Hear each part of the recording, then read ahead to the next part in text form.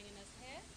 I would now like to call on Lucia James and Mr. Caleb Joan to do the national anthem. Can we all please stand?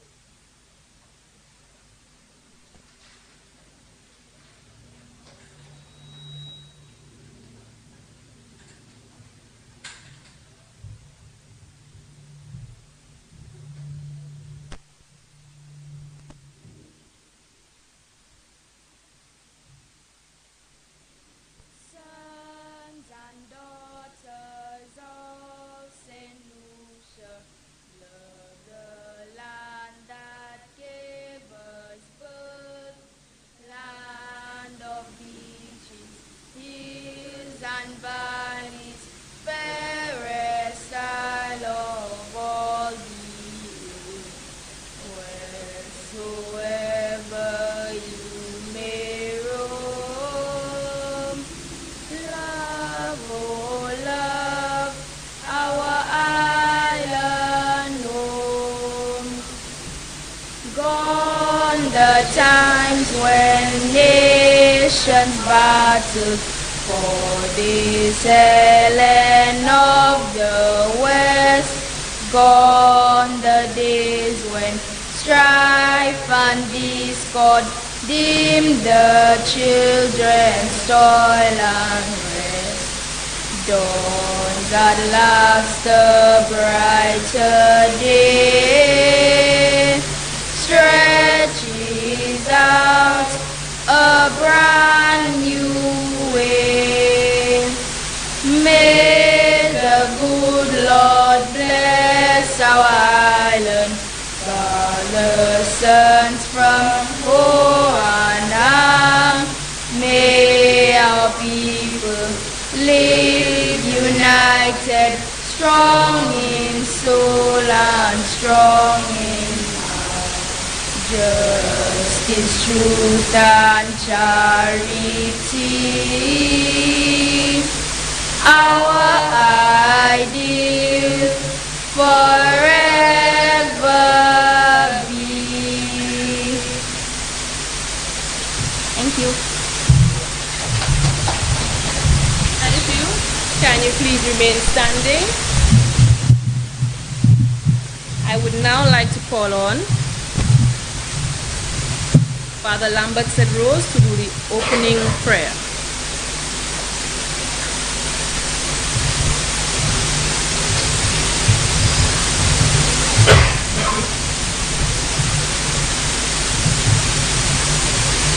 In the name of the Father, and of the Son, and of the Holy Spirit.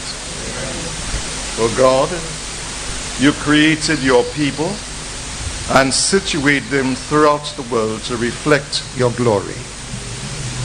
To the people without the clear understanding of their own narrative, their own history,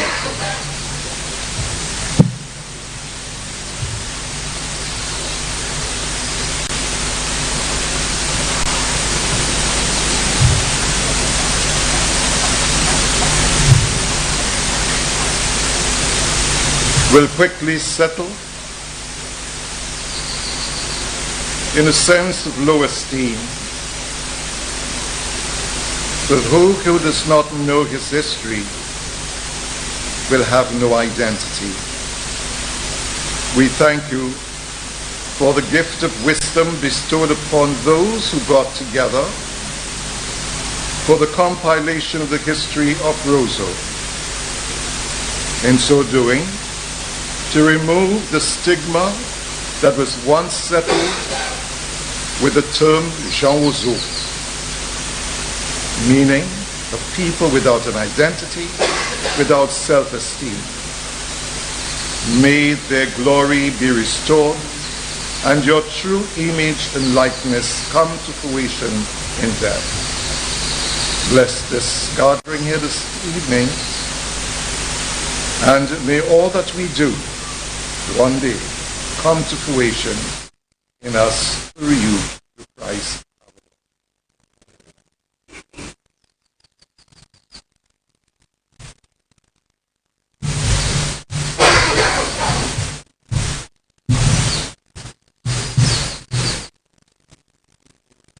Thank you, Father, for blessing the proceedings here this afternoon. Once again, I would like to thank you all for coming here to join us in celebration of this momentous ceremony. We are definitely elated to be here, almost 8 years in the making. Stories of Roseau Valley. We have a lot to share with you. We have a lot of stories, a lot of enriching traditions and cultures and rituals that we want to share with not just St. Lucia, not just our communities, but the world. At this moment in time, I would like to call on Mr. Stanislas Albert to do the welcome remarks.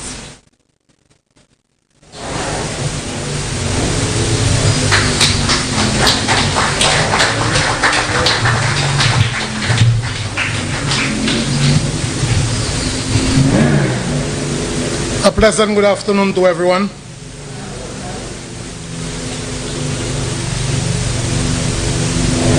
Mr. Calvin Lee, Deputy Permanent Secretary in the Ministry of Tourism, Investment, Creative Industries, Culture and Information, officials of the FRC, officials of the schools, officials of the library, authors, members of the Research Committee, the 2016 Jacmel Junior Creole Committee members, sponsors, members of the media, members of the public both here and online, specially invited guests, ladies and gentlemen, good afternoon. Indeed, I must say, today is absolutely a joyous occasion. In preparing for today, I was searching for one of Derek Walcott's poems, one which speaks about the Roseau Valley. But in doing so, I stumbled upon one of his poems entitled Love After Love. And the first paragraph reads, "The time will come when with elation you will greet yourself arriving at your door. In your mirror, and each will smile at the other's welcome." I'm not sure how those of you who are here today feels, but for me, the time has come, which is today. At this moment, as we launch this book, as this story begins to unfold to the world, I feel very much elated. I feel that I have arrived at telling the story of Jean Roseau. I know that I am a proud product of the Roseau Valley, and there are others among us who also are. For quite some time, I have been saying, and that is my belief, which is very difficult to eradicate from my mind, that I, along with others, have been maliciously vindicated simply because our address was Roseau. Roseau being viewed as Negmaon. In the beginning, I didn't clearly understand the meaning of Negmaon. But because of the love that I have developed over the years for books, reading, and writing, I got to read the book entitled Negmaon, Freedom Fighters by Michael Obertin. And now, I don't mind being a Negmaon. Looking back at the project, for the past 8 years, I was in conversation with Primus and Patrice. And I told them that this is an unfinished project because there is a lot more to be written about the Roseau Valley, especially in the glory days of the Roseau Valley.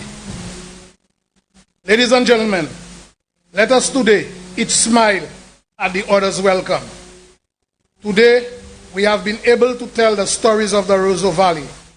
Now, both I and those of you from the Roseau Valley can proudly say that I am from the Roseau Valley. I have no difficulty in saying that moi, c'est Jean Roseau. In the words of Derek Walcott from his poem Iona, Paul Ame Roseau, mwetan akon kone. With that, I want to welcome each and every one of you to the Roseau Valley. The conch shell has been blown. sit, feast, and listen to the journey of a people as we today launch Stories of the Roseau Valley. Welcome, enjoy. Thank you.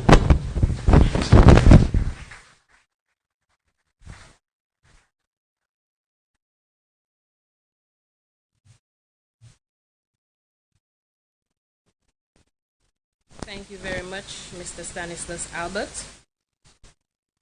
I would now like to call on Mr. Earl Bousquet to do the introduction of the authors.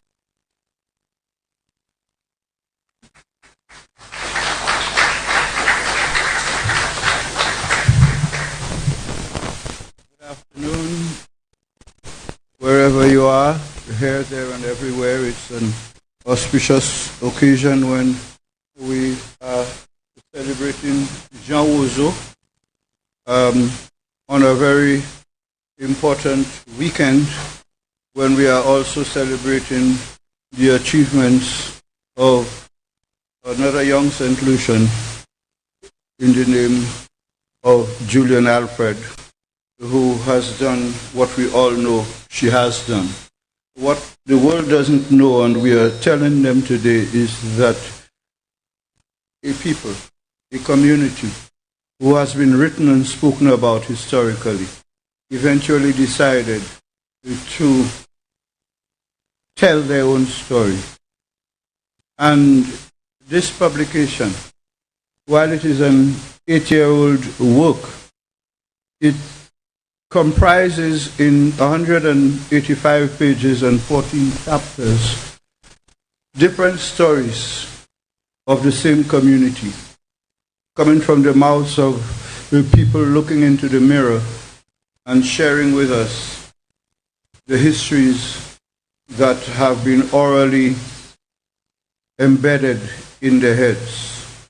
Excerpt Jean Roseau fait, pour mettre livre ça là ensemble, c'est une grande contribution qui nous voulait cette lycéen et toute l'autre commune apprendre l'histoire qui Roseau a partagé aujourd'hui.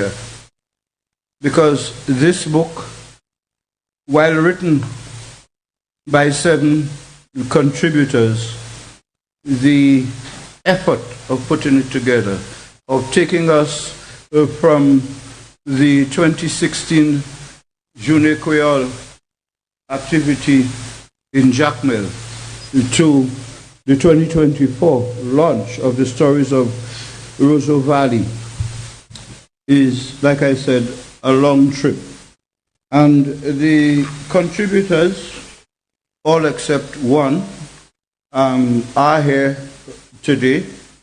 And we start with Primus Hutchinson, who has written the most chapters, not only because he's from the area, but also because he's somebody like me who likes to write and talk. And Primus is a journalist and specialized in Creole language, as we all know, and people feel surprised when they hear it. But he's had close to 40 years experience in broadcast journalism, a former employee of Government Information Service and Radio St. Lucia, and he, Patrice and Stanislas participated in an interview about this project, which is online on NTN and GIS, and is being circulated, and it can be followed. Patrice, who is the chairperson here and the general manager of everything that has been happening to ensure we get where we are. She was the Miss Ancillary in 2008. She's also the vice president of the Monciso Boaden Mondo Jacmel Development Committee.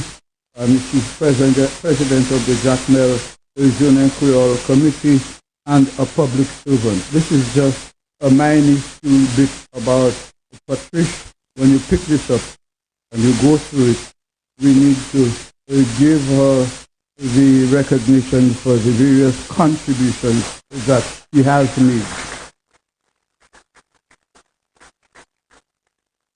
Stanislas Albert, whom we just heard, is president of the Montpizo-Boisden Mondo Jacmel Development Committee, a police officer by profession, and has held several leadership roles, including scouting. But from a Boy Scout to a man police officer was just one transition. And he has reminded us that after reading Negmaon, and those of you who haven't read it, by the Mighty, you need to get that feeling that he got. Growing up being ashamed of being called Jean Roseau and Negmaon, but after having read what a St. Lucian wrote about how we should interpret Negmaon, he's proud, like he said, to be called a Negmaon. A round of applause for Stanislas as well. Margaret Lubin Aoki is not with us, she's in Japan, but she made a significant contribution as well. She's a former community development officer, chair of the Roseau Valley Global Network, and she resides in Tokyo, Japan. And throughout our work, particularly and including in the days of this week, we have been in touch with her, and from all the way over in Tokyo, she has been and made contributions that have been incorporated today. She will be glad to hear if she's following. And we want to have a round of applause for Margaret Lubin Akoy. Another person not here but represented and who we will hear from later is Mr. Francis Leon, who much earlier than 8 years ago, met me somewhere on Jeremy Street, and I think I was still at the Star as editor of the Star, and we got into a conversation which ended with him pointing out that he thought there was a need for the real history of the Roseau Valley to be documented. And he, I thought, at the time, which is still very much true, was one who could have contributed significantly. And while he is not here with us, like with Patrice, every single thing that is contained in here and every single thing that has been done and discussed and approved has gone through that committee to which Mr. Leons has attended every single meeting of up to last night. Another round of applause for Mr. Francis Leon. Father Lambert Santos is a Catholic priest, a poet and novelist, author of two collections of poetry, one called Helen and Her Sister Haiti, and the other called Our Father, Prayer and Practice, along with a novel called In Turbulent Waters. And he conceived, supervised the building of and brought to completion the existing Holy Family Church in Roseau, Jacmel, during his tenure as parish priest there. And while he might no longer be the parish priest, the number of persons I've seen come up to shake hands as if that was an automatic transmission of blessings. He is still in many persons' hearts the parish priest they grew up with. A round of applause for Father Santos. Last but by no means least, Brian Auguste is the principal of was the principal of the Roseau RC Combined School from 1982 to 1992. He is described here as a motivational speaker, a humorist, and evangelist. His several publications, including Pray Through Your Dungeons, Succeeding Against All Odds, A Practical Guide to Success in Examinations, Anxious About Nothing, Secret Prayers of Job, His Deliverance, God's Nobel Laureate. Let's have a round of applause for Mr. Brian Auguste.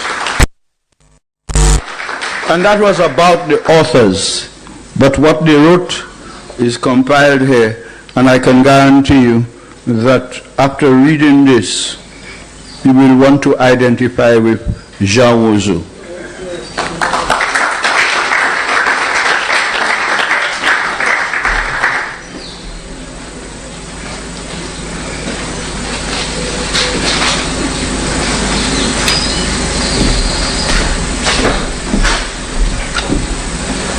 Thank you, Mr. Bousquet, for eloquently describing our authors, those who have contributed to what you are here to experience and what you are about to read.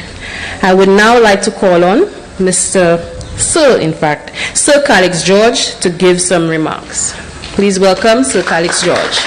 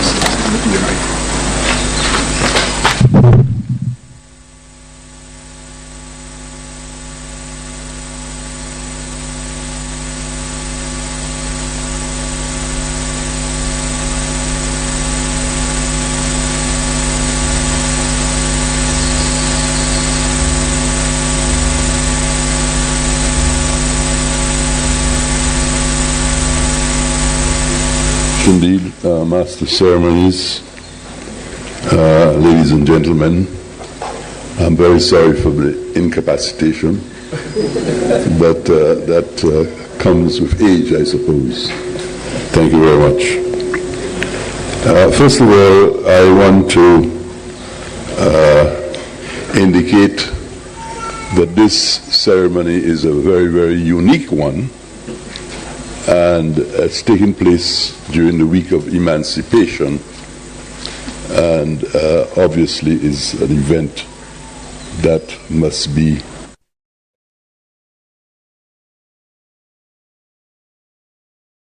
emancipation regarded not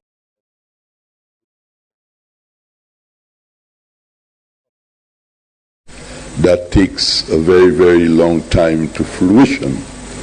And this exercise today, as well as the exercise of publishing the book, is part and parcel of that emancipation process.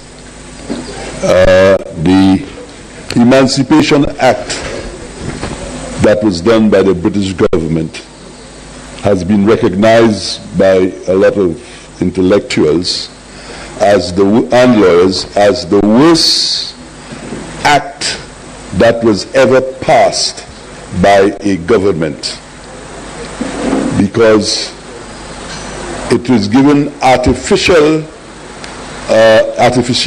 really to the question of the freedom of the slaves, but was mostly for the benefit of the slave owners and not the actual workers.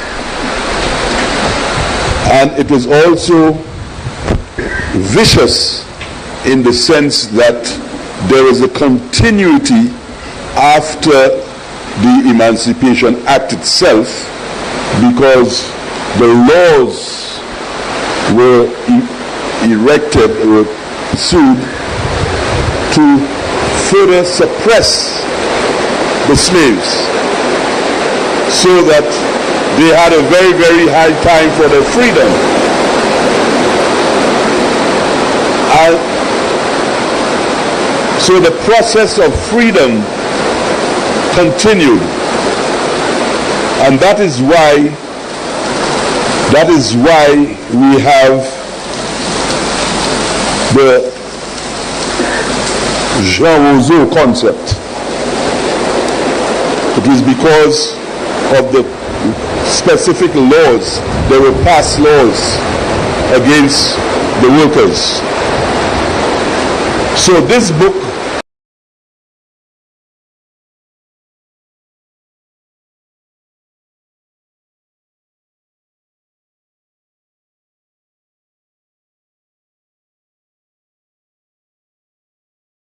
when one considers that Jean Roseau were widely considered to be the most ignorant, uncivilized, illiterate, and backward people of St. Lucia, this bold attempt by the present generation of the people of the area, led by Primus Hutchinson, to document their history for posterity, should be considered admirable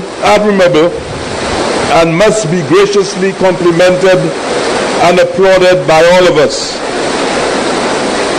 Although William Mutter, the then owner of Roseau Estate, started the first and only estate school in St. Lucia in 1836, it was not until 1955, 120 years after emancipation, that the educational authorities assigned a qualified teacher called Joan Jean-Baptiste to initiate a school in the Roseau Valley.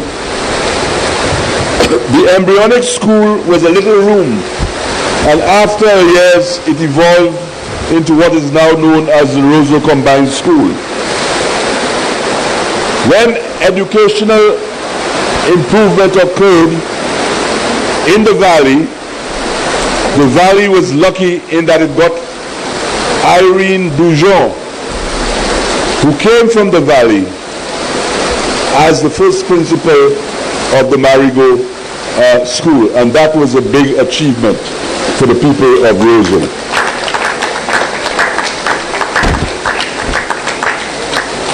The major part of the history are the accounts given by Hutchinson, Stanislas Albert, and Patricia Narnell on the social, economic, and religious aspects of the valley is well documented.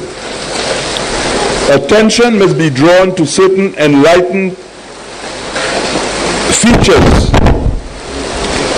of particular significance is the living history, I describe it as, of Sir Dunstan St. Omer at the mural at the church at Jackmel. In that regard, Father Lambert St. Rose's contribution is both illuminating and worthy of note. An unexpected consequence of this masterpiece work is the elevation of Roseau Valley to national position as an authentic, creative, indigenous touristic attraction. Francis Leonce's contribution, focusing specifically on the agricultural life of Roseau, is well documented and worthy of serious consideration by the socio-economic policymakers on the future national agricultural development of St. Lucia. The model farm's experience in particular clearly indicates that St. Lucia was able to be competitive with Central American bananas, as the Roseau Valley farmers got up to 15 to 20 tons per acre, which was a very, very high productivity levels. In addition, Leonce teaches several useful lessons in land use, land reform, and agricultural technology and practices in respect of building resilience for future climate change challenges. Further, the Roseau Valley's well-earned but little and hardly acknowledged international reputation developed from banana research in the Roseau Valley gave lessons not only to St. Lucia, but throughout the banana growing world. So in fact, Roseau was the crucible of agricultural development as far as banana cultivation and technology is concerned throughout the world. And of course, one of the contributors to that just died, Dr. Edmunds, and I think that Ms. Leonce is going to say something about him. But there was a tremendous amount of work that was done there. It is heartening, however, to make the rapidly increasing number of professionals that came out from the Roseau Valley. Of these, the pioneering work of Joan of Algas Organics, which continues to gain him and St. Lucia international attention, is also worthy of special praise. It is hoped that this particular effort by the community will catalyze more community-oriented historical documentation of today and tomorrow for the sake of the future of benefit of us all. The recent developments that have occurred and documented by Patrice are very, very, very illuminating and should be studied in detail. Of course, we have to give tremendous praise to the committee, because the committee labored for about 8 years trying to do that. The dedication and the spirit, you can see the spirit of cooperation as illustrated in the front of the book, which lists the contributors, the main contributors, which had been dealt with by Mr. Earl Bousquet. But it shows a kind of ancestral spirit of Koudme, if you want to call it, because of the continuity of bringing what happened into the thing, but cooperatively by those members of the community. And it also shows, of course, the improvement in self-confidence, self-reliance, determination, self-determination. So the spirit, the real spirit of freedom is coming out from that work that those people have done. And this must be recognized nationally.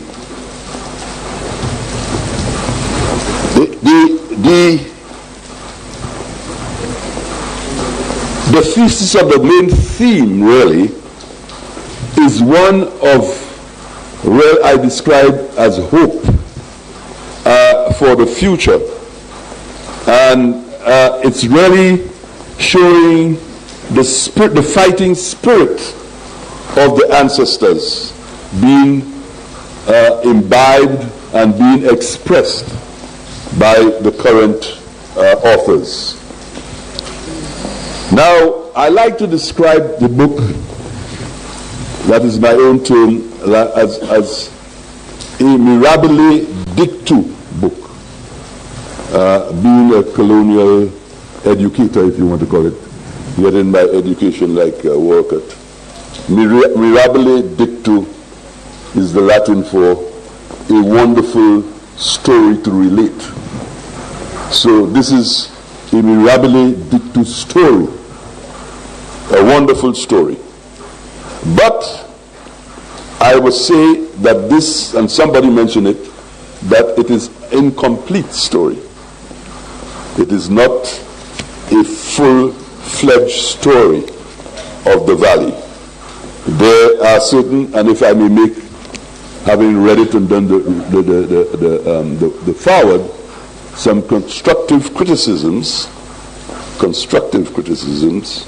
of the book, which I believe should be utilized for enhancement of further editions of the book. In other words, your task has just begun.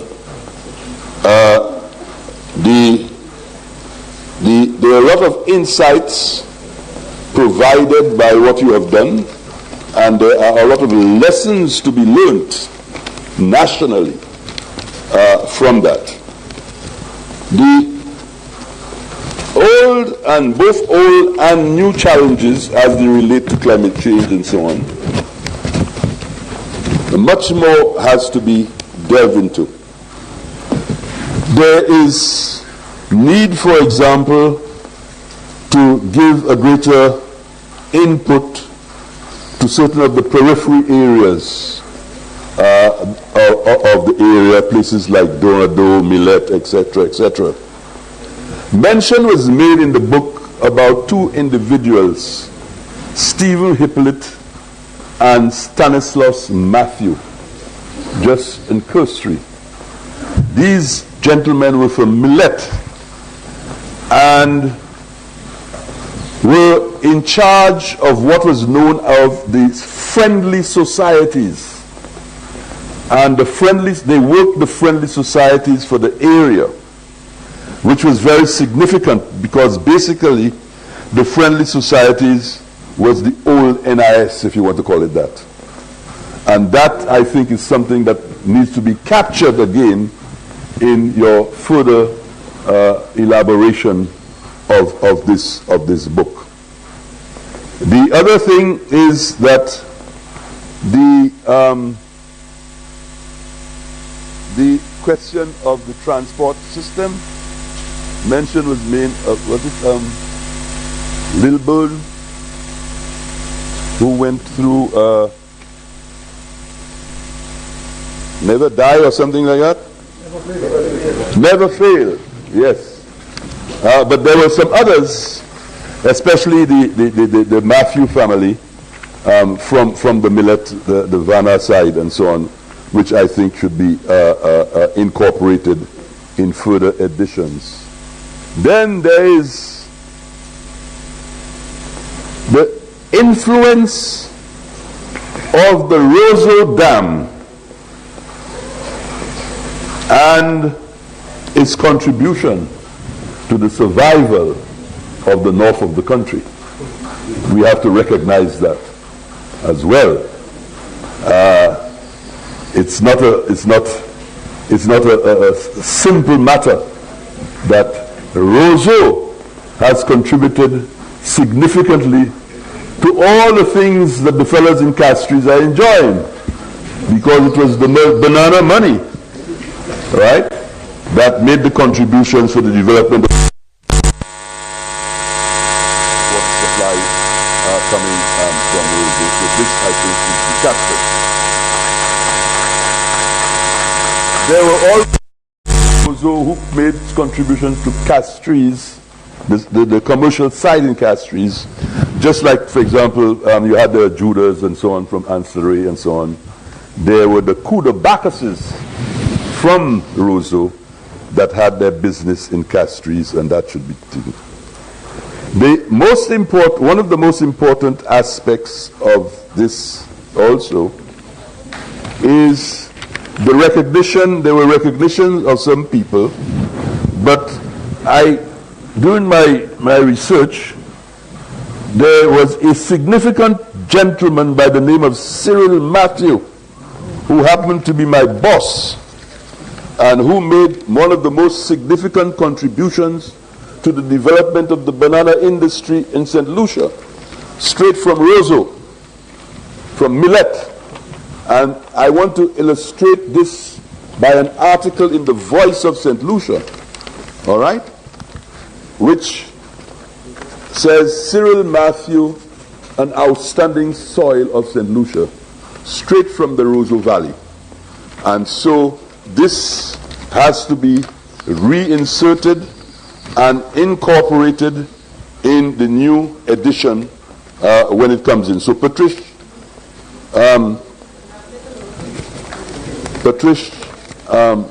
Stanislaus, you ought to take note of these additions.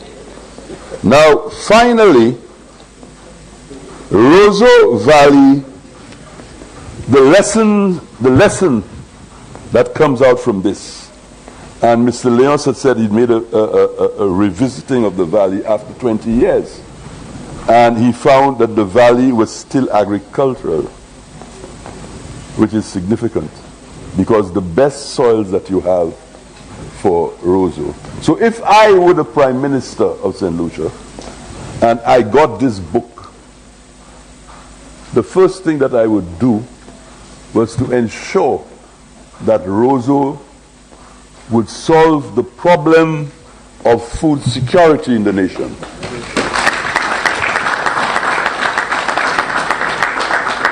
We need to bring back or resurrect the Roseau research station that was there and the 30 acres that these have been given for the agricultural development of the country. And we need, again, and then your mention of that person, but you didn't develop it. We need to do that in the next edition of Christopher Cox, who I consider, because I was the head of agricultural research in the whole Caribbean, and I've gone through the whole Caribbean farmers and so on, and I consider Christopher Cox from the Roseau Valley, right, from Vanna, to be the best middle-class farmer in the Caribbean. And so you have examples of issues arising from that book that has to be put into the national agenda. Finally, since we are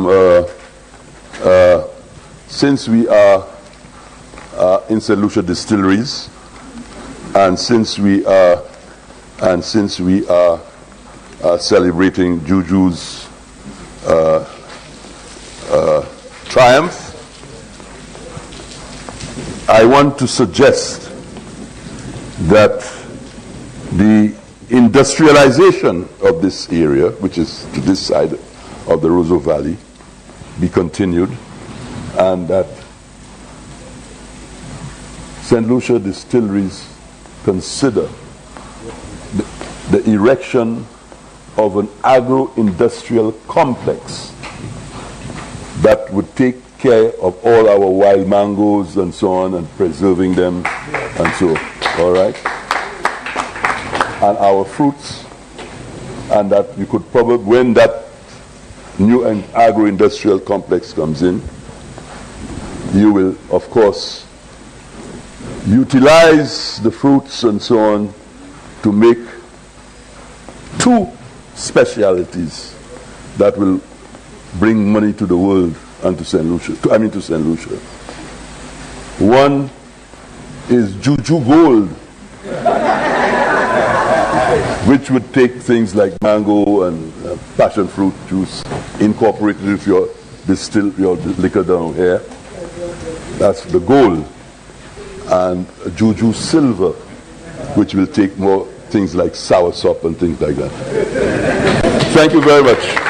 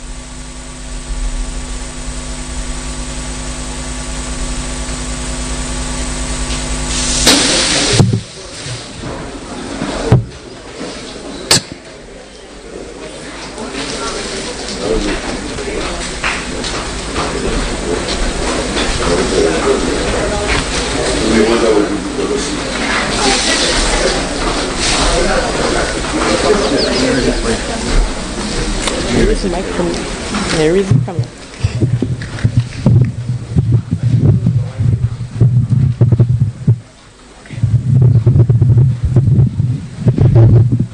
That's very high. Thank you. Thank you, Sir Calix, for your very informative analysis of our book. And of course, we all know that millet has the best dash in St. Lucia. I would also like to acknowledge the presence of Honorable Wayne Girard, Parliamentary Representative for Ancillary and Canneries.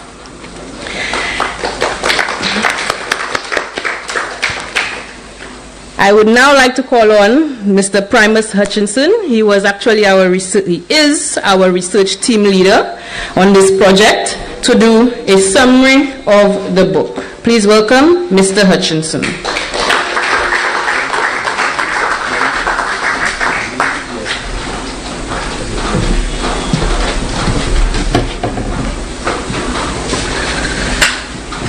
Good afternoon, everyone. Bon après-midi tout le monde. Roseau, bon après-midi. However, okay, I wish to seek your permission to adopt the protocol already established. However, I wish to preface my contribution with a few acknowledgements. I beg your indulgence. Two gentlemen present here today who have impacted my professional life very positively. Therefore, I feel obligated to use this platform to express my sincere appreciation and gratitude. Mr. Jerry George.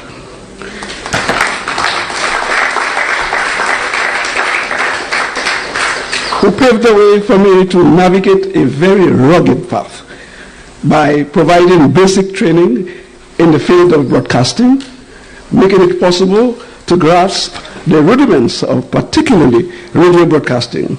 I am very grateful to have been one of many who profited from his selfless and altruistic qualities. Mr. Matthew Roberts. While Jerry paved the way, Matthew Roberts, who was at the time the Principal Information Officer at the Government Information Service, the GIS, saw to it that I entered the gate which led to my broadcast journalism career.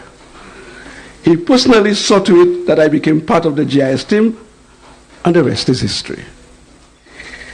Previously, however, there were very humiliating experiences. The stigma of Roseau followed me everywhere.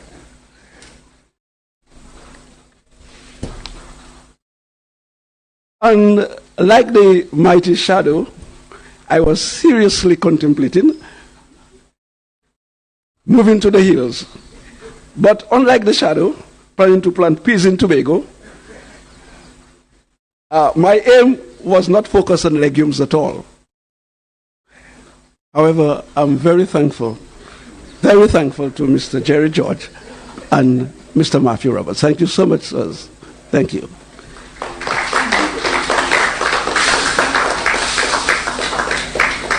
My task here today is an attempt to take you on a journey through this book using a shortcut route. However, the attention really is to endeavor to pique your curiosity long enough to feel very guilty leaving the ceremony without purchasing a copy. In the foreword to the book, Sir Calix George aptly and succinctly captured the essence of the stories of Roseau, enticing the reader, and in the same breath and concisely articulated the main features as compiled by the research team and contributing writers. We are also very grateful to him assisting with the editing. Mr. Sir Calix, I remember you said, take this out, put this in, Primus, I don't want this slow. This is how you have to go about it. And start red ink. At one time I said to myself, oh gosh, why did we invite Sir Calix? all turned out for the better. Thank you so much, sir. Poet extraordinaire and our very own Canisia Lubrin, who was supposed to have been here with us, distinctly and in true poetic style, is genuinely descriptive, painting in words the struggles and hardships, humiliation, resilience, the joy and victory, and the triumph of the spirit of the Bali people. In the introduction, our research team member, Ms. Patricia Lionel, outlined in a brief overview, the conceptualization of this project. Ms. Lionel articulated concisely how an idea metamorphosed into such a Herculean task that it took a team of researchers, a group of contributing writers, and a few benevolent experts in their own rights to complete this project successfully.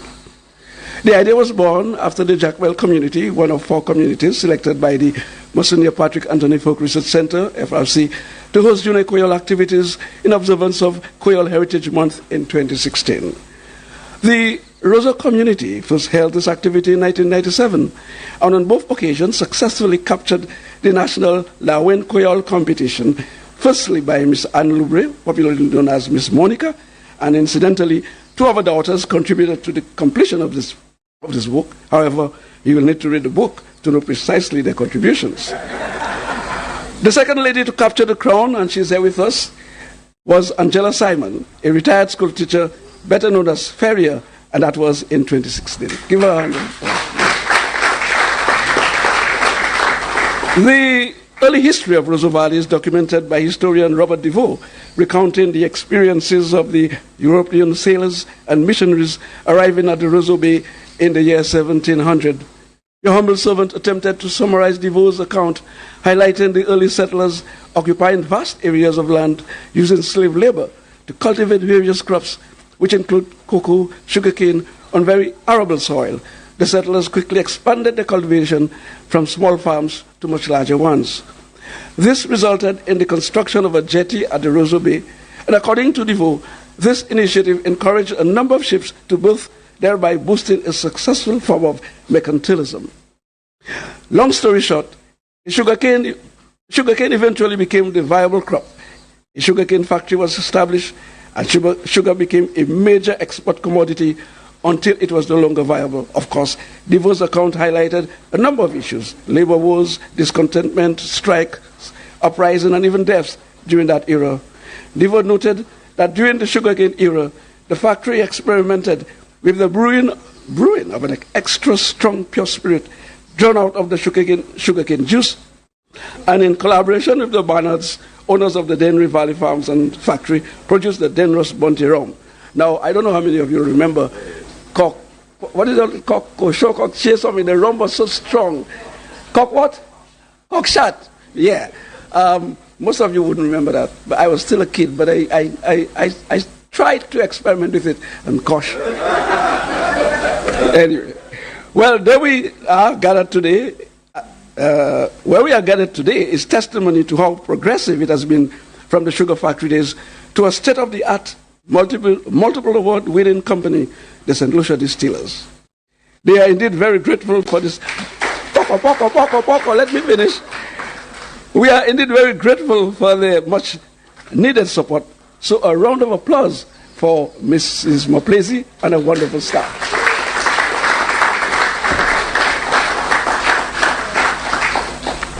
As earlier indicated, I attempted to summarize Robert DeVoe's account of the Roseau Valley from a historical perspective in the first chapter and in subsequent chapters, attempting to refresh your memory on the experiences of those who toiled on the estate as recounted in reminiscences and delve into the social assessment of the Hollywood community where we are currently assembled. The Roseau Valley is replete with exciting, mind-blowing, scintillating activities, very poignant moments, rich history, and varying lifestyles, intrigue, suspense, and a heart-racing account of a domestic dispute resulting in a gruesome and brutal murder of a young, ravishing female resident of the valley will make the hair on your head stand at attention, and you really must read that. And a man was brutally murdered, who brutally murdered his brother on his farm. The deceased son's harrowing, uncensored account will undoubtedly shock you. That's another one you should read. The stories of Gage, Elijah Bless, the hammock, the hammock. That's what you used to carry the sick, to transport the sick miles from their humble domain through very dangerous terrain and tracks to receive medical attention.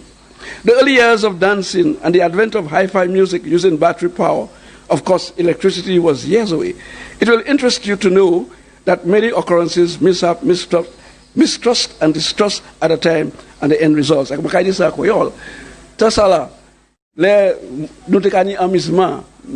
Muntika Sevi, Shal, Flabo, I think the Flabo, the UW people around, you know what Flabo is about? Flabo, anyway, I'm just joking. Flabo, and so on. Sekosa Muntika Alia Dasi, Egdasi. There's a building just across there on the right. That's where the first set of dances took place. That's way back. Jigo, you wouldn't remember that. You were too young for that. And the hi-fis, you know, fellas used to carry the soldering, whatever it was, you know, the makeshift thing, the technology at the time. And people used their flavors to go to the various Millet and La Comengo and these places to enjoy themselves. Okay. So, I was saying the early years, it will interest you to know that many occurrences, mishap, mistrust, and distrust at the time, and the end results. The rituals of the dead, superstitions, how the femme shai, local midwife, and the pensée, local masseuse or healer, were revered. Okay, the court and the solo era and the other popular cultural practices. The arranged combats among the champions, fighters, known as in Creole as the bélier, and I'll read an excerpt from that in a moment. All these and more are captured in the chapters The Roseau Valley, Culture, Folklore and Recreation, and Boaden-Jacmel Senior Citizens Speak, respectively. The senior citizens of Boaden-Jacmel, some have since transitioned, shared their early life experiences in Senior Citizens Speak, and the Indian settlement is in focus as well, charting their arrival in St. Lucia as indentured laborers and subsequently settling in selected communities on island. The community of Roseau in the Roseau Valley, which we highlighted, is a prominent fixture in that equation. The story of bananas in the valley is comprehensively captured in Francis Leos's account. All you needed to know about the banana industry in the valley is revealed in a complete historical overview. Our project would not have been complete without the vital input of the contributing writers. Mr. Francis Leos, a member of the research team, related the entire history of the banana industry from inception to its current situation. Stanislas Albert, current chairperson of the Montciso Boaden Mondo Jacmel Development Committee, a youth activist and a prominent official of the Church of the Holy Family, Bartol Iglesias, provided a historical overview of the Roseau Combined School at the Church of the Holy Family. Former school principal of the Roseau Combined School, Brian Auguste, recounted the myriad of challenges which confronted him and the unenviable task he was also saddled with, and how he was able to successfully navigate that not easy road. Then the parish priest, Father Lambert St. Rose, and there was so much we could have said about Father, that would take us the entire night into tomorrow. Father Lambert St. Rose, who's here with us today, his theological perspectives list with poetic and symbolic expressions captured in the cultural, socio-economic, anthropological, and spiritual experiences of the Roseau people in his enthralling contribution entitled Footprints in the Valley. Stanislas Albert, Margaret Lubin Aoki, I hope I got this one right, Patricia Lionel, and your humble servant, all sons and daughters of Roseau, collaborated on the 12th chapter to highlight the progress made in youth and sports development. The chapter entitled Recent Developments by Ms. Lionel provides a vivid perspective on the major achievements in the valley. She elaborated on the many strides made in recent times, among them the hosting of Journée Creole on 2 occasions successfully, and the cream of the crop, jazz festivals at Masqué Plateau overlooking the Roseau Bay. A round of applause. I mean, this was very successful, thanks to Ms. Lionel and the others.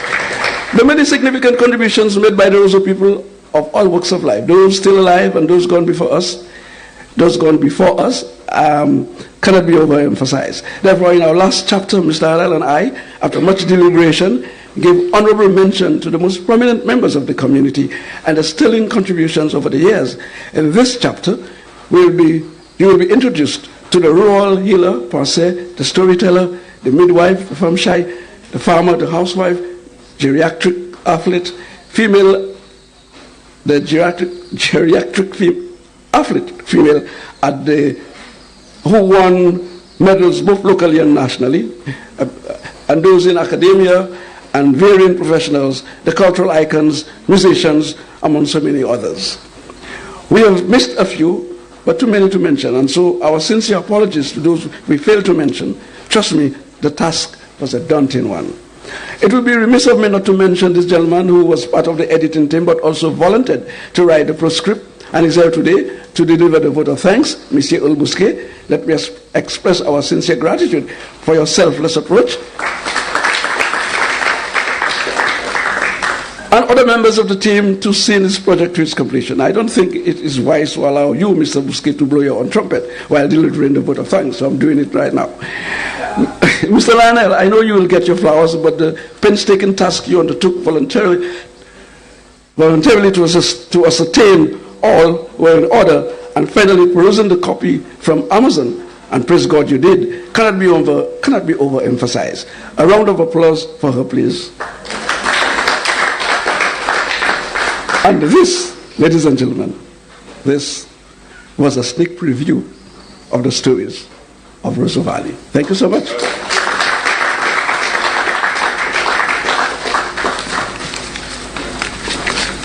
Now I have been asked to read an excerpt from the book. At the last moment I was asked to do this. The excerpt is an account of a very poignant experience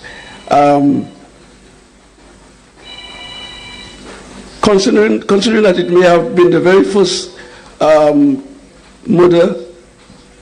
recorded murder in the Roseau Valley, and this seems to have evoked national outcry. Richard Gregg, also known as Chedo, now deceased, a master storyteller, and also one of the custodians of our oral tradition, recounted this heart-wrenching story during an exclusive with yours truly in preparation for Journée Koyol celebration in 1997 in Jackford. So bear with me, let's see how this goes. Gregg described the Hollywood community in Roseau on payday as similar to a carnival activity. Although there were separate paydays, for example, Friday afternoons for workers assigned to sub-communities like Mondo, Vanna, Peru, and La Pelle, the big payday was Saturday. Scores of merchants from around the island, but the majority from Castries, converged on Hollywood Roseau right here, on a Saturday to ply their trades. Among them were also the ladies of the night. I don't think you'll want me to explain what this means. But Hollywood was also transformed into a local casino, with some men gambled away the entire weekly earnings, often leading to serious brawls and injuries at the gambling place as well as home. It soon became a notorious gangster paradise. Not gangsters with firearms, but men who settled grudges with their fist. Occasionally, cutlasses would also be used. Fist fights were the order of the day, and particularly on a payday. One would hear the soupçons, the rumors, of arranged duels to take place just before dusk. The highly anticipated combats were in pre-arranged venues with lots of spectators placing bets. Gregg recalled that even the police dreaded Hollywood on a Saturday. He described one such duel as a short fight to the death involving two of the notorious béliers, the Koyol sobriquet for ferocious gangsters. The two, both of heavy physical strength, but the feared Jorma from Montciseau and the merciless Donnelly from Roseau. The crowd feared that this feud would surely have ended with one dead and tried to dissuade them to avert a fatality. After much persuasion, the fight was averted. But in preparation for the much anticipated battle, it was alleged that Donnelly had girded his loins with a lady's headscarf and had rubbed both fists with an unknown ointment. However, the cancellation of the duel brought an unexpected twist to the scenario. It is alleged that Donnelly walked to a huge prominent tree in the community and using one fist hit it a fierce blow that resulted in the immediate demise of the tree. Everyone present was astonished to see minutes later leaves began wilting and falling off the branches. 1 week later, the tree was dead. Is it quick?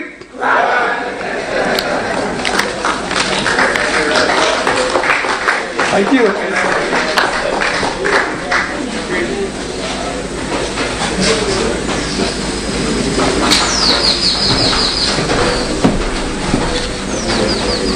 Thank you, Mr. Hutchinson. You are definitely one who knows how to tell a story and keep the audience engaged. Okay, we are moving along. I am now going to call on Mr. Stanislaus Albert, who will be doing a reading of a poem by Miss Canisia Lubrin. Canisia Lubrin is a daughter of the soil of Jacmel. She is also daughter of Anne Monica Lubrin, who won the first ever Lawin Creole in 1997. Canisia currently resides in Canada. She is one of the best, in my opinion, poets out there. St. Lucia, big up yourself. I can put her on the level of Derek Walcott. I am going to boast Miss Lubrin right now, and unfortunately she wanted to be here this evening, but she couldn't make it. She's currently abroad, but we are going to have a reading by Mr. Albert. I'm calling on Mr. Albert to do a reading for Miss Lubrin. Thank you.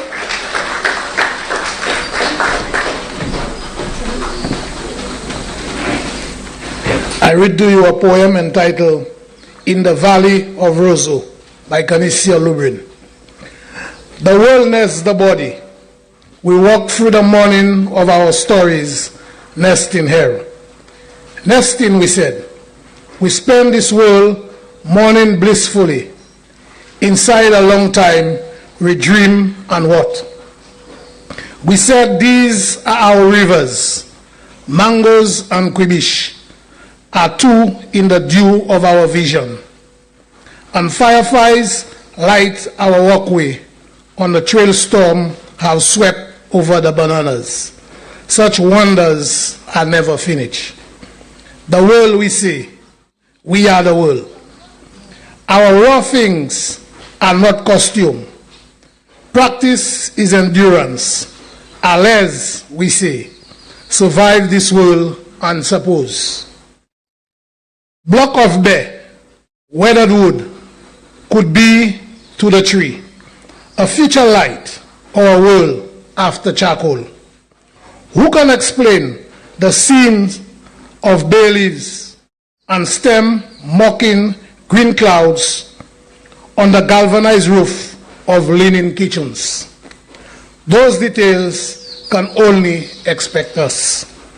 The potter who knows ceramic is not the soil. The mountain and the road leading to everywhere after nowhere new. The world of fishermen and the mothers of generations raising the plantations. What living fills their eyes? That's where the world is. Full of all of us seated at a table all along this crossing valley. Hear us in the tenor of Roseau's song. Thank you.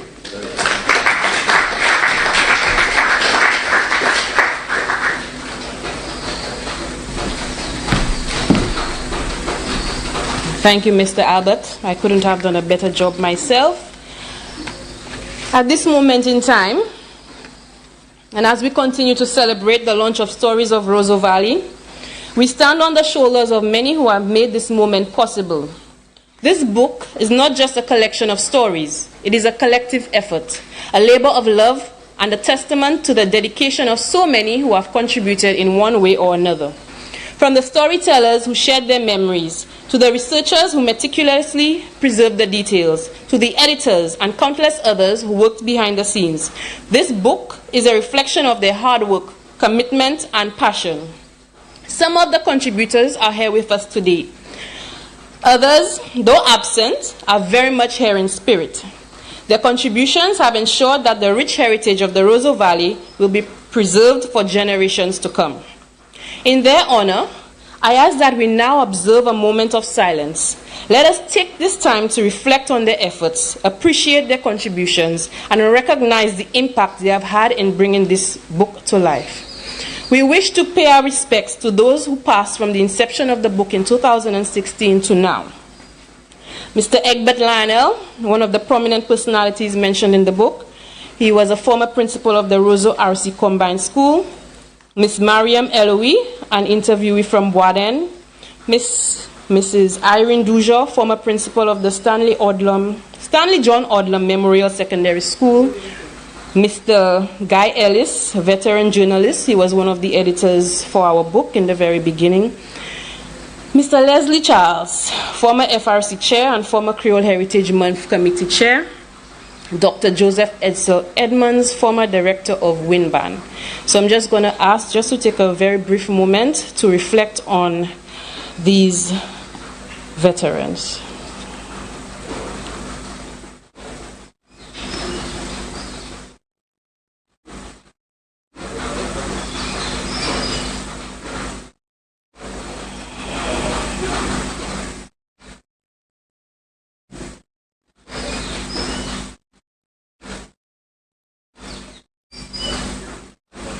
Thank you. The efforts and all what they have put into helping us achieve this book is very much appreciated.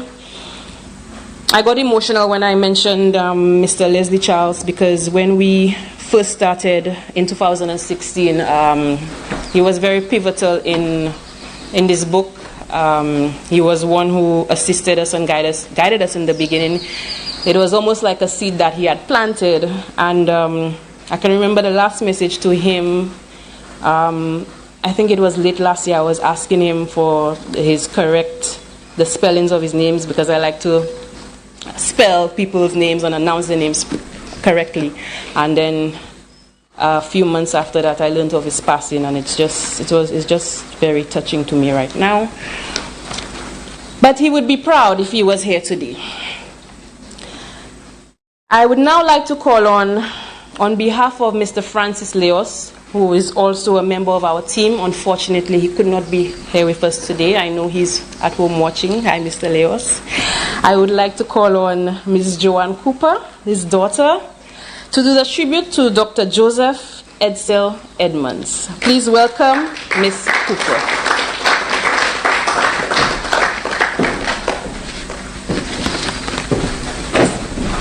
Thank you. We take the opportunity of this gathering for the launch of the book, Stories of Roseau Valley, to pay tribute to Dr. Edsel Edmunds, who established a regional and international professional reputation whilst based in this very valley as the head of WINBAN Research. Dr. Edmunds died on the 21st of July in the USA, where he had served as St. Lucia's ambassador to the USA and OAS, followed by several years of other diplomatic service. He continued to live in the U.S. after his retirement. Dr. Edmunds first joined WINBAN Research as a nematologist, researching the control of nematode disease, which was plaguing the banana production. The research center was established and financed through Mr. John Van Geest, who owned the Geest Estates in the Roseau Valley. Dr. Edmunds eventually became the director of the research center. During his tenure with WINBAN Research, Dr. Edmunds attained international prominence, first as a nematologist, and then became well known in the region for his mission to extend the other areas of technological services of the research center in order to contribute to the improvement of the banana industry overall. Sir Calix George actually alluded to that earlier on. The high yield levels which were successfully experienced in the St. Lucia Model Farms initiative in this valley was a direct result of strict adherence to the WINBAN Research recommendations by Dr. Edmunds and his colleagues of the Research Center.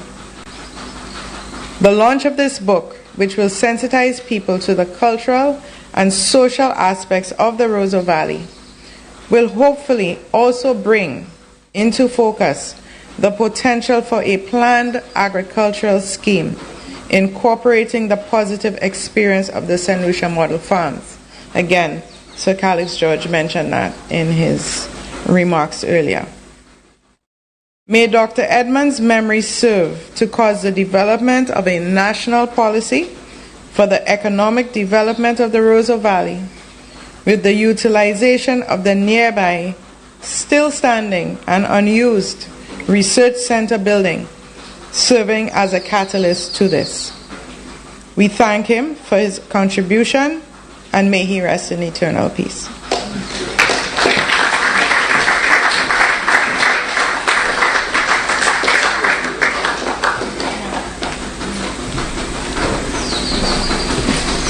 Thank you, Ms. Cooper, for your touching tribute. Unfortunately, Queen Yards is unable to be here with us this afternoon, so we have to skip the rendition. We are now moving on to remarks by Mrs. Margaret Moplezi, CEO of St. Lucia Distillers.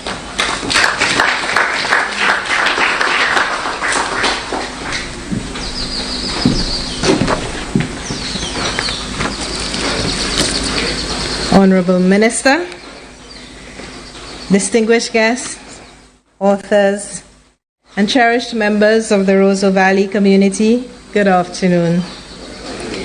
It is with great pleasure I stand before you today on behalf of St. Lucia Distillers to celebrate the launch of Stories of Roseau Valley. Based on what I have been told, I plan to buy my copies this afternoon. This book is a testament to the rich history, vibrant culture, and resilient spirit of the Roseau Valley, a place that we at St. Lucia Distillers have proudly called home since 1972. Firstly, I would like to extend our heartfelt congratulations to the remarkable authors of this book. Your collaboration on this project is a shining example of the community spirit that thrives in Roseau, where neighbors truly look out for one another. In my 30-plus years of working within this community, I continue to be amazed by the strong bonds that tie this community together, bonds that are increasingly rare in many parts of St. Lucia. St. Lucia Distillers is honored to be part of this special event and to have had the opportunity to support this initiative.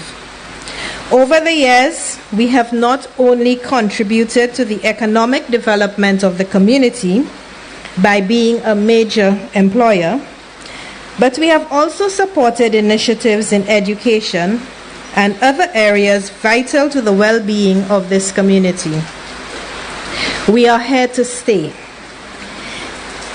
and our commitment to the Roseau Valley is unwavering.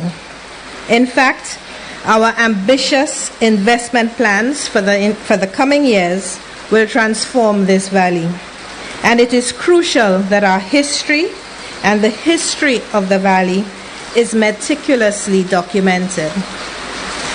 Our involvement in this project is especially meaningful to us because we understand the importance of preserving history.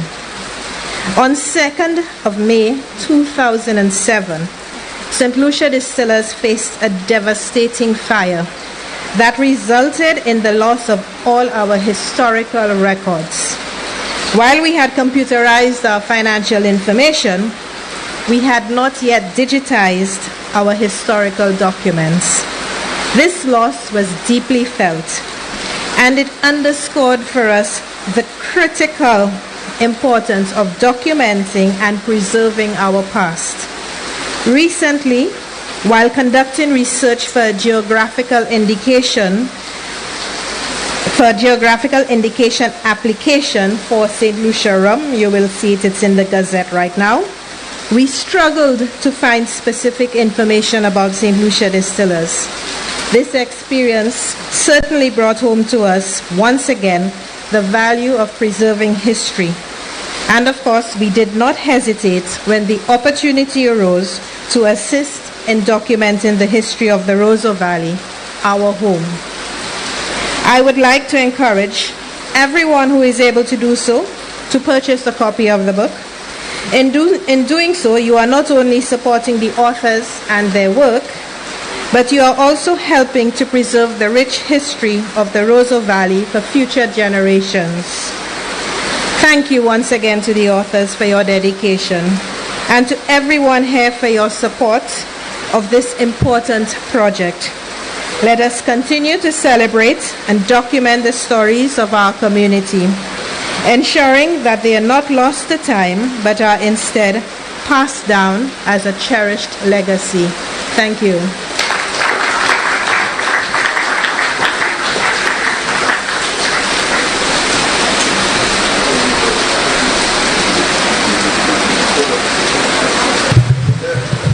Thank you, Mrs. Moore-Plazy. Distillers has certainly played its part in Roseau's development, and I look forward to the many works that they will continue to do. I would now like to proceed by calling on Mr. Melcher Henry from the Folk Research Center to deliver some additional remarks. Please welcome Mr. Henry.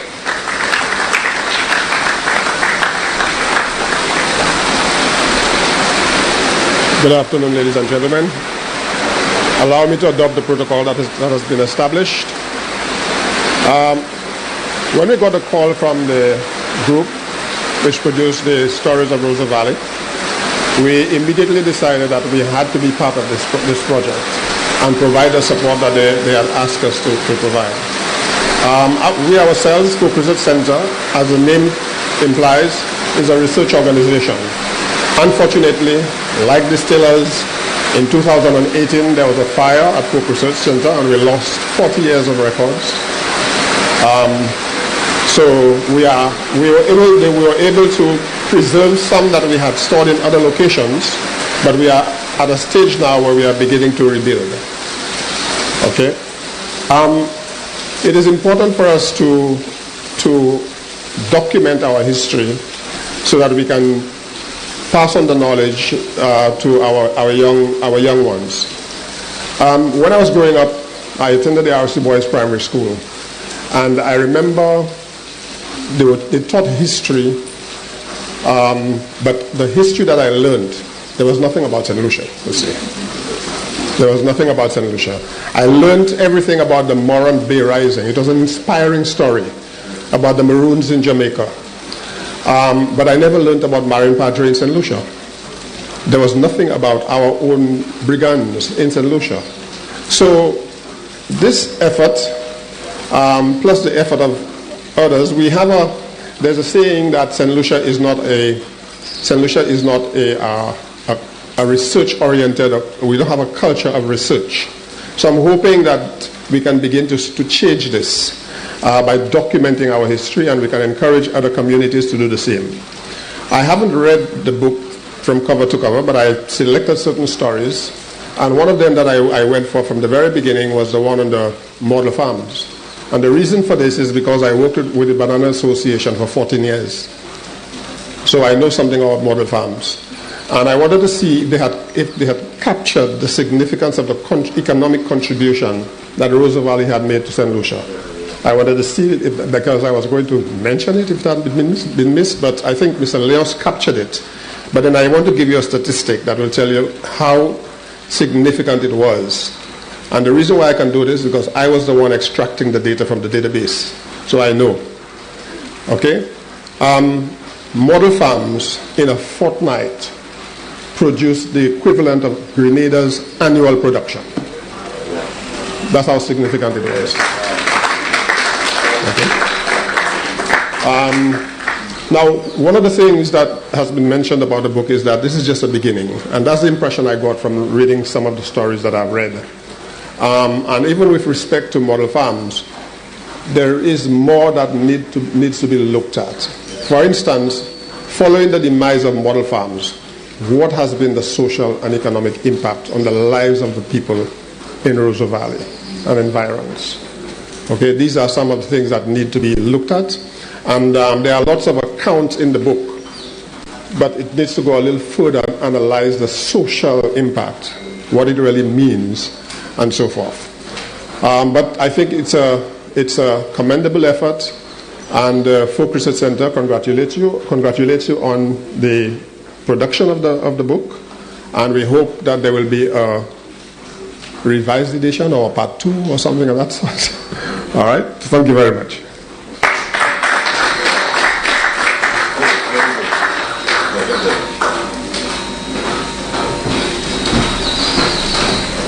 Thank you very much, Mr. Henry.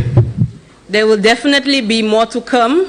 We realize that we may not have been able to capture everything, but that's why we are here, to get your comments, to get your remarks, your feedback, and to assist us in documenting our history.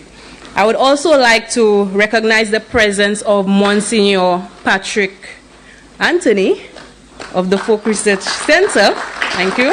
And I also understood that it was his birthday this week, so I just want to wish you a happy birthday. It's never belated for me, it's still birthday. Thank you. We are moving speedily along. I would like to call on Mr. Joan Anduo, founder of Algas Organics. Definitely a pioneer in this industry. He has received accolades nationally and internationally, and we are proud of this son of the Roseau Valley soil.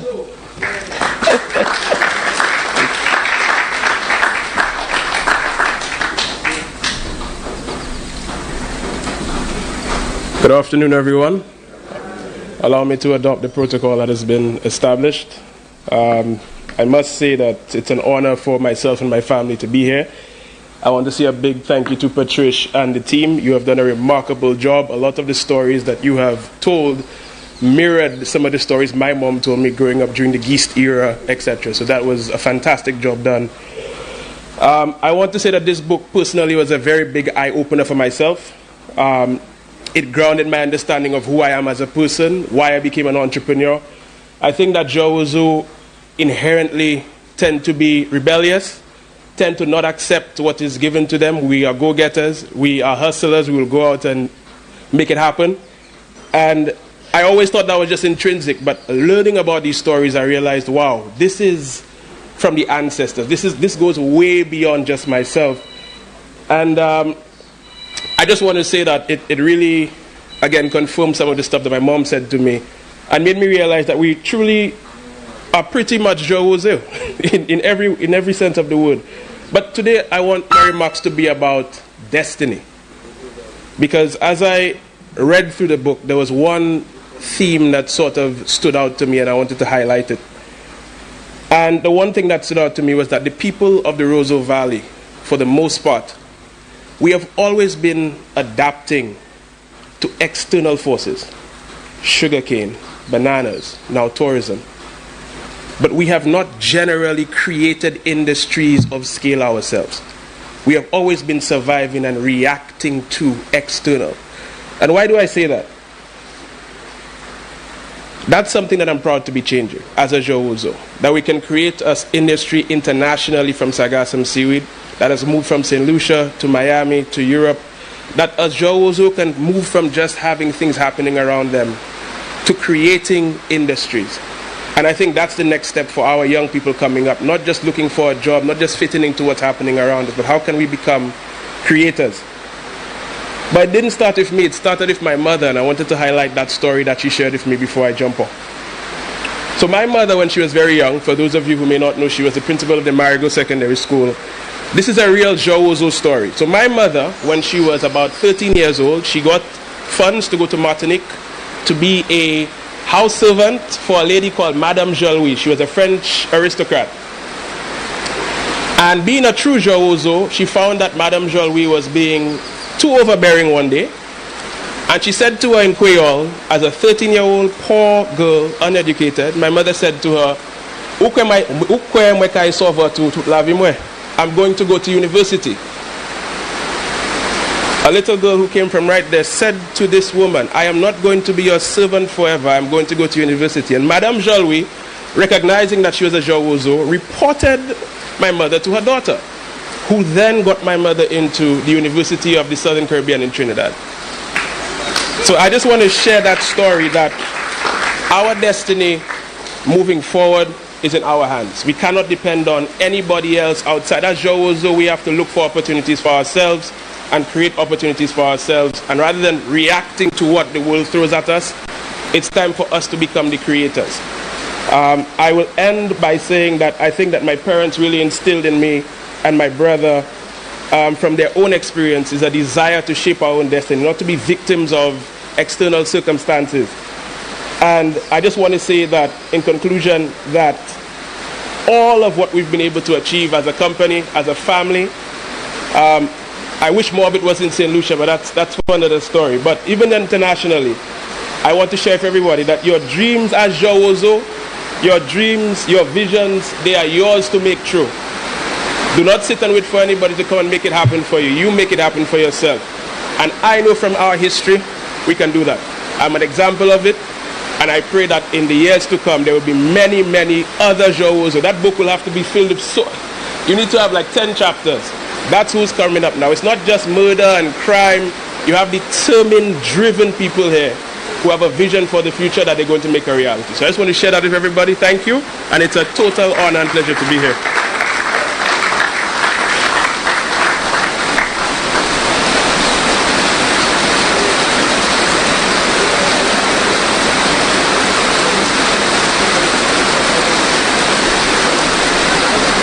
Thank you, Mr. Dujon. We definitely want Roseau Valley people to take up their place in the world. We have a lot to offer. Now we are going to have a video tribute from Mrs. Margaret Lubrin Aoki. She has been part of the team and we have been meeting with her virtually. She just has a few remarks to say from Tokyo.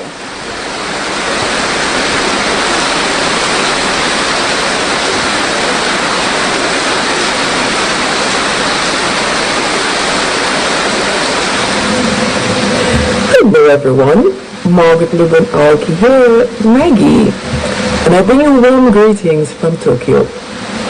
Although I can't be with you in person today, however my heart is bursting with immense gratitude, pride, and excitement for the launch of our book, Stories of Roseau Valley. I'm thrilled because this is more than a book launch. It's an extraordinary celebration of our community's journey, our resilience, and our spirit, told by some of the very people who have made it what it is today. Well, let me express some thanks, some gratitude quickly. First and foremost, I want to extend my deepest gratitude to the publisher and editor, Roseau Valley Press and Jacko Books, for believing in our vision and providing guidance through this transformative journey.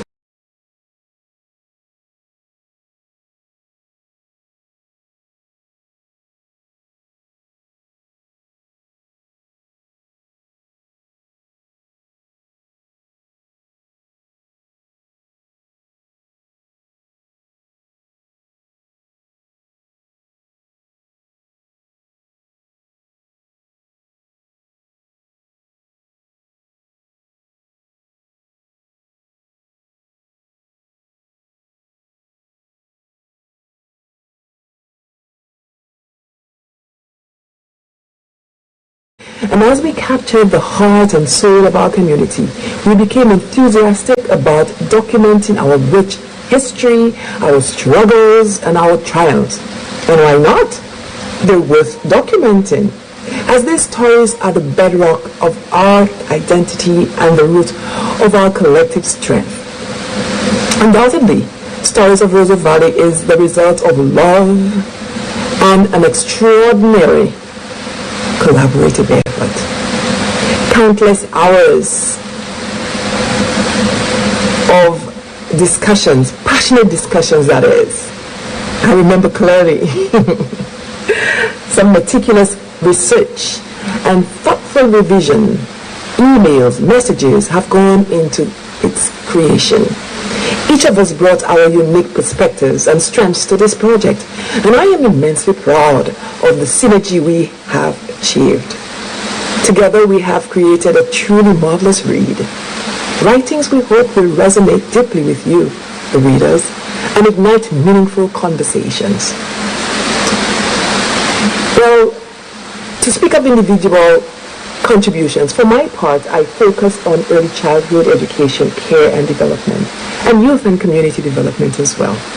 This journey was deeply personal and enriching for me because triangulating my memory and jolting my memory meant reaching out and reuniting with some folks and some old friends whom I had not conversed with in a long time. The nostalgia from reminiscing about the past during the wee hours of the morning due to the time difference made this experience as rewarding as it was challenging. Well, to everyone witnessing this book launch today, I would like to speak directly to you. This book is not just a collection of stories. It is a powerful testament of our community's indomitable spirit and resilience. Therefore, owning a copy of Stories of Roseau Valley means holding a piece of our collective heritage in your hands. I urge you to read it, cherish it, own it, and share it with others. Share it with your children, your grandchildren, nieces and nephews, friends. Everyone should get to read this. Let it remind you of our shared history and inspire you to contribute to the ongoing story of our community. So, let me be the one to tell you that this is just the beginning. My dear friends, our journey does not end here. We have so many more stories to uncover, so many more voices to hear, and so much more history to document. I look forward to continuing this incredible journey with all of you. Our history is rich, diverse, and profoundly important. We must preserve it for future generations and use it as a foundation to build on an even brighter future. So thank you all for being here today and for your unwavering support. Please enjoy this wonderful celebration of our shared history and let us move forward in unity with renewed energy and purpose. Get the book. Hey, thank you.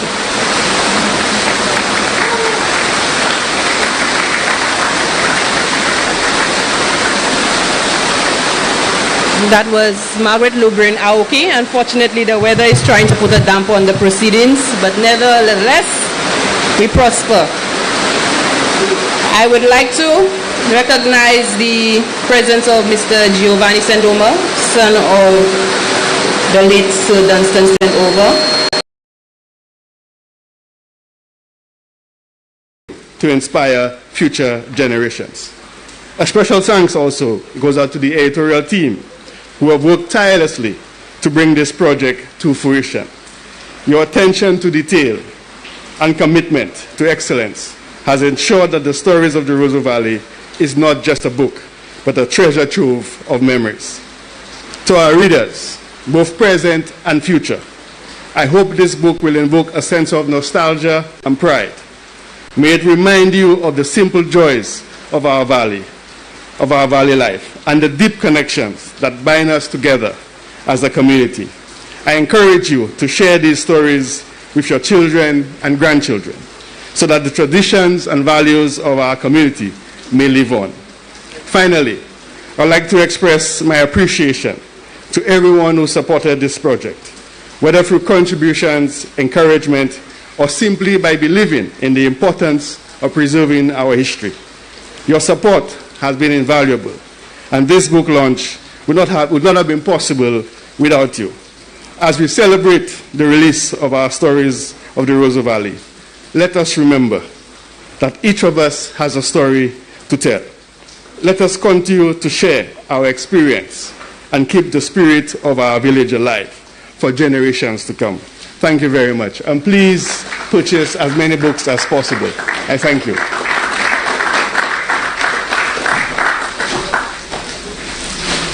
Thank you, Honorable Minister, son of Jack Mill and Roseau Valley. I just want to say, when we first started this project, we never knew the amount of work that it would have taken to extract all of these stories.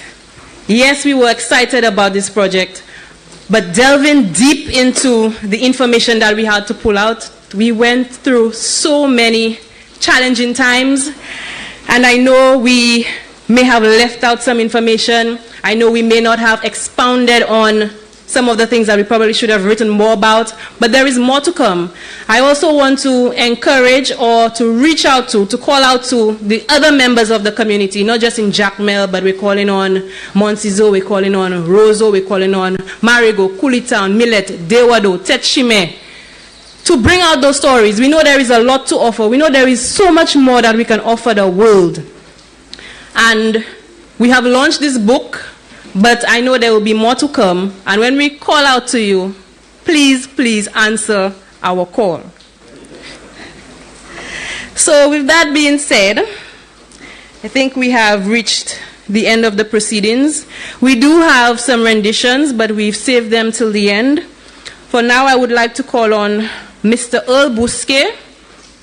He was also instrumental in the launching of this book, to do the vote of thanks. Please welcome Mr. Earl Buske.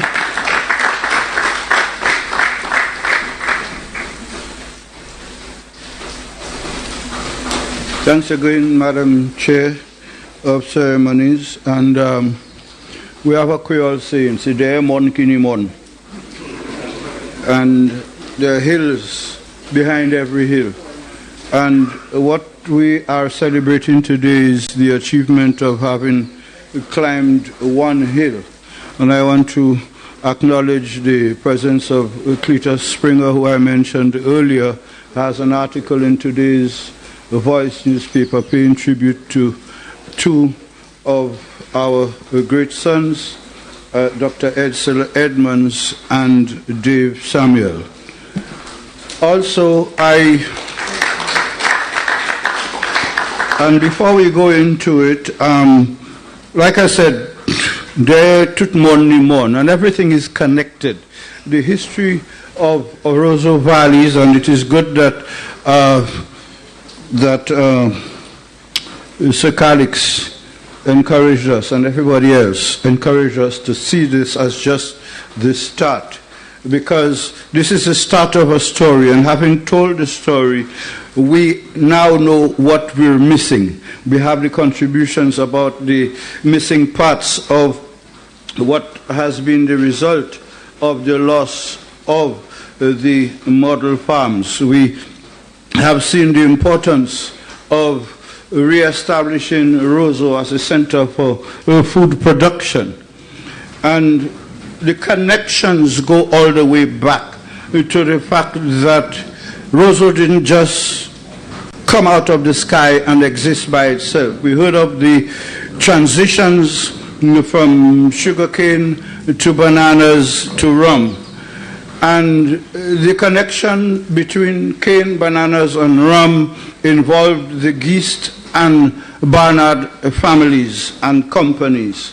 And it would be interesting to note that prior to the passage of the legislation for a livable minimum wage, my introduction to Roseau was coming down here as a reporter with the Crusader, but also assisting with Peter Josie, George Odlum, etc., in terms of the establishment of the revival of the Farm and Farm Workers Union, to be able to negotiate and fight for a living minimum wage, in fact just a minimum wage for agricultural workers. It never happened in the way that we were agitating for it, but quite a lot came out of that, because we had to come to the valleys. We had to find out what is happening. One of my jobs was to find out where the problems were, and what I would do was to listen at night to when and where Zozo Kero would be playing. Find myself there, acquaint myself with people, get their stories, go back, write it in the Crusader, and pass it on. But there was also that intrinsic relationship between Roseau and Dennery in terms of rum production. Both valleys produce cane, both valleys produced rum, and before Bounty and before Chairman's Reserve, there was one rum that signified the relationship between Denny and Roseau. And that rum was called Denros rum. Denros meaning Den and Rose. Denros rum. And that was one of them. Before that, the production of rum in the area also included the production of a very special rum that was 140%. And when I used to sail on the banana boats as a student at St. Mary's College, when child labor was not illegal, we would go to Miss Kodobaka's next to Geese, the lady who became Mrs. Ivy Crick, and we would purchase a quart of 140% rum for about $3 or $5. And then when we got to Cardiff, you'd pour that into a bucket, what we call a pail. You'll pour that into a pail of water, and we would be selling every quart for £20. So my side money used to come from Roseau and Denry. And we come way up to where we are now, and the various points of continuity that Sir Calix and others have encouraged, we must really look to follow up. Parce que quand nous te dit ça nous qu'a fait aujourd'hui, c'est commencer nous qu'a commencé en l'autre travail. Parce que le livre là, c'est un livre qui a dit ça nous joigne en premier outing nous qu'a demandé moun ça qui passé. Il prend 8 ans avant nous faire le livre là. Entre 8 ans ça là, en chaille moun mort. Mais l'année en chaille toujours qui là yo ouais livre là, là yo lit, là yo ton ça moun kay di about, yo kay di non mais yo ka marche en bagay là, et ben yo oublié en l'autre bagay là, et c'est pour ça nous content qui yo ka créé pas seulement sous Jean Roseau, mais l'autre c'est pas ouest là, comme Mon Ciseau, Jack Mel avec les autres places là pour banou c'est les autres qui parole là qui a manché. Mais à part de ça, nous voulons encourager d'autres communautés en cette lycée. Puis cette lycée c'est un pays, mais chaque communauté en cette lycée, nous avons l'histoire. Avec plutôt nous qu'à lire l'histoire qui moun écrit about nous, c'est nous qui nous pour commencer écrire l'histoire nous, parce que tout le temps nous pas écrit l'histoire nous-mêmes, nous qu'à lire en l'histoire qui passe en nous. Alors, ça nous a fait ici à nous garder en miroir, avec nous écrire sur ça nous, ouais. Avec nous entrer en l'idée nous, avec nous écrire ça nous changer. Avec la présence ça nous pour faire, c'est assurer qui nous passer tout ça, by aïel nous, by ish nous, fait yo comprendre, quitter yo li livre là-bas nous. Adam nous qui passe à li, quitter yo li livre là-bas nous. Jodi joue juste ni machine, tablette qui ka li ba ou. Un livre ka li ba ou. Nous ça mettre livre ça dans un livre avec qui ça li koi bay guamon qui passe à li. Ça c'est co technology ni nous aujourd'hui. So having made those remarks, I want to do what I was asked to do, which is to just say thank you and goodbye. But I don't think that will do justice to acknowledging the contributions of those we have on this sheet of paper who have contributed to being where we are. So we want to say thanks to the authors, Primus Hutchinson, Patricia Lionel, Francis Leonce, Stanislas Albert, Margaret Lubin, Aoki, Brian Ogis, Father J. Lambert Centros, and Canicia Lubrin. You can finish your applause now. Our editors included Guy Ellis, Calec George, and yours truly. Yes. The assistance to the book in the very beginning came from Octave Philogens and Sebastiana Simon. A round of applause for them. Photography aerial photography. All of the pictures that we couldn't take standing on the ground were done by Bill Motley Photography, a pioneer, a veteran in the photography business, and I would like to appeal to his family and to everybody else associated with photographers to remember that when they go and they leave their libraries and all of those pictures and etc., those are documentations of memory that need to be shared and not stuck in a library or in a box under a bed. And that is where organizations like the Folk Research Center, the National Archives, etc., have a very important role to play, particularly in a situation where we heard from Mrs. Maplezi, as well as from the Folk Research Center, the destructive role that fires can cause if we don't do what we have to preserve our history. Photographs of the cultural icons were provided by Barthélemy Charles, Juliana Louis, and Daniel Richards. Round of applause for them. The institutions from which we were able to compile the research included, of course, very importantly and central to all that we write about, is St. Lucia Distillers, Inc. Round of applause for our host.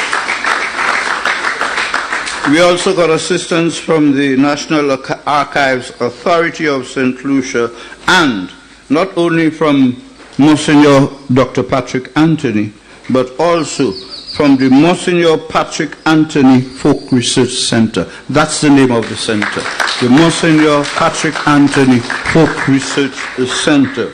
And our sponsors included FRC through the Creative Industries, St. Lucia Distillers, St. Lucia Electricity Services, Inc., Lucilec, B&B Money Savers, they are present here today, the Beacon Restaurant, Honorable Wayne Girard, whom we've just heard, and CPJ St. Lucia, and as well as our partners, the CDF, Cultural Development Foundation, for including this event on the emancipation calendar, particularly bearing in mind the connection between emancipation, celebration, and what we are doing here, as indicated by Sir Calix George.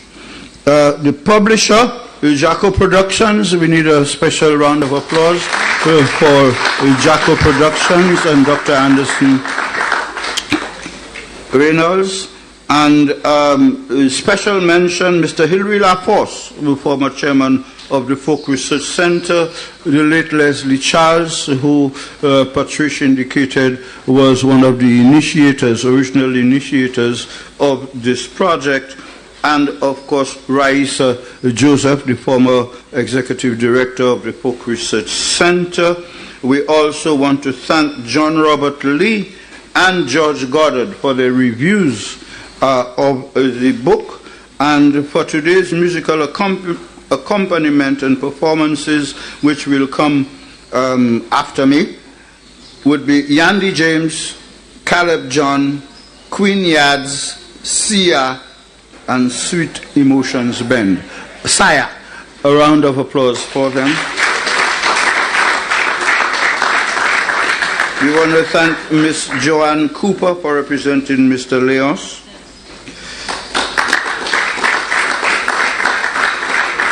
We want to thank the 2016 Jacmel Jeune Creole Committee members. Special thanks to GDV for live streaming. GVD, sorry. Special thanks to GVD for live streaming. And Zotout qui ka gade, à présent, c'est GVD qui ka assuré ça qu'a fait.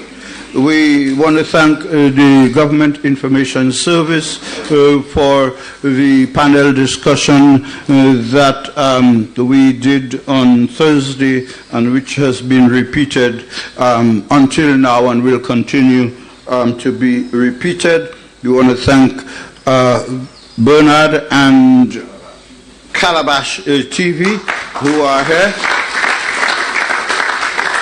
We also want to thank GBS and other media houses, whether present or absent.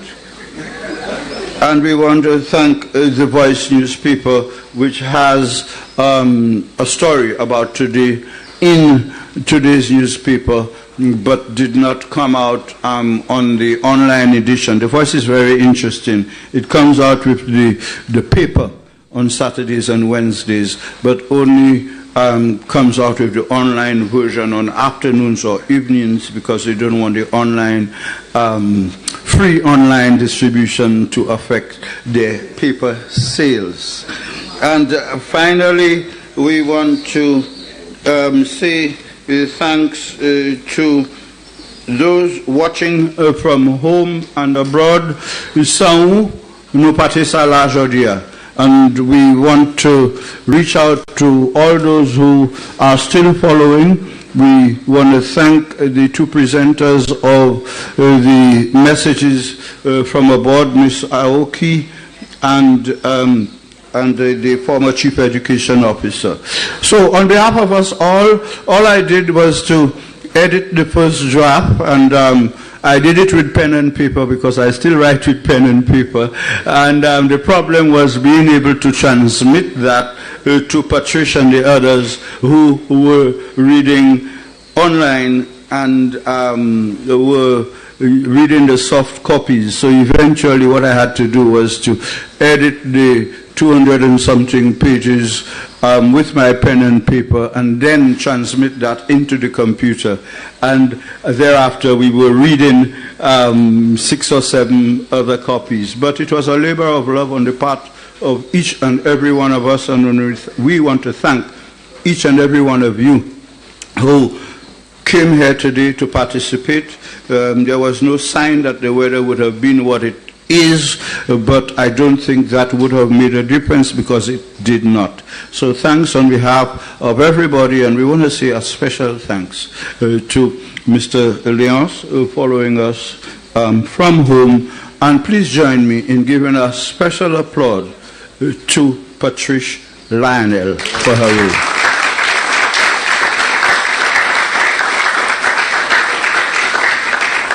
Thanks everybody. J'ai mon toujours mais après vote of thanks encore. Have a nice day. But Patricia is coming back. I would just like to add, Mr. Bousquet, just 2 mentions. Dale Elliott and Al Wally Lyons of the Independent Film Company, Inc., who assisted in aerial photography, and also Denzel Hutchinson, who assisted in photography. So we just want to thank these two as well. Thank you. But I also want to thank Jacko Productions by way of Mr. Dr. Anderson Reynolds. I know that it was, I think almost every day I would be at him for some of the things, and then sometimes I would go back and I would add to it, because this was an experience, a first-time experience for all of us. So there is a lot to learn, and I just want to thank him for having the patience with us and guiding us in the right direction. So I just want to thank Dr. Anderson Reynolds again. He's a prolific writer, so I applaud you all to check out his work as well. Thank you. At this moment in time, I know it's been a long day, but the rain has given us a chance. I would like to, as a matter of fact, I just want to mention, highlight Yandy James and Caleb John, who did the national anthem this earlier. Yandy James is a three-time junior monarch. She's also the current reigning national schools Calypso monarch for the secondary schools. She won last year and defended her crown and won this year. And Caleb John, who is her brother, I see you hiding, Caleb. We're not hiding. He placed third runner-up at the National Schools Calypso competition for the primary schools this year. So we definitely have a lot of up-and-coming talent. We are ready to write your stories. Okay, so I just want to encourage everyone to purchase their copies. It will be $50, but today you're getting it at $40. We're going to have a book signing and photo session, so I implore you all to indulge. We're also going to have some eats and help yourself at the bar. Also, we will be accompanied by Sweet Emotions Band. I just want to give a short description of the group. The musical group Sweet Emotions emerged from the parish of the Holy Family in Jacmel. The members actively participate in church activities, national cultural events, as well as private functions. They have been in existence for nearly 3 years, and they play a variety of music. The group consists of 3 musicians from the community of Jacmel and 3 from Bardini, which total to 6 members respectively. So as we are about to end the ceremony, we will be cascaded by Sweet Emotions Band, but before this, we will move on to the book signing and photo session. So thank you everyone for coming here this afternoon. Thank you for joining us. Thank you for assisting us to tell our stories, and we look forward to collaborating with the different communities, to the different prominent personalities, into bringing Roseau Valley from St. Lucia to the world. Thank you.